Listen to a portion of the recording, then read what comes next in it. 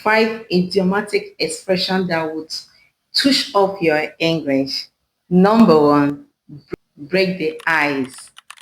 To initiate conversation or ease tension in a social situation.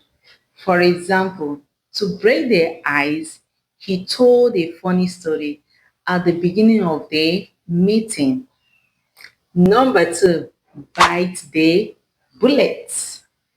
What does that mean? To do something difficult or unpleasant that you have been avoiding. For example, I have been putting off my dentist appointment for months, but I think it's time to bite the bullet. Burn the midnight oil to work late into the night. For example, she had to burn the midnight oil to finish the project on time. Hit the nail on the head. What does it mean? To describe exactly what is causing a situation or problem.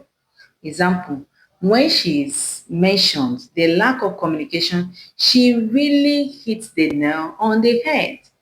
Throw in the towel to give up or admit defeat. Example, after hours of trying to fix the car, he finally threw in the towel and called a mechanic. See you in my next video.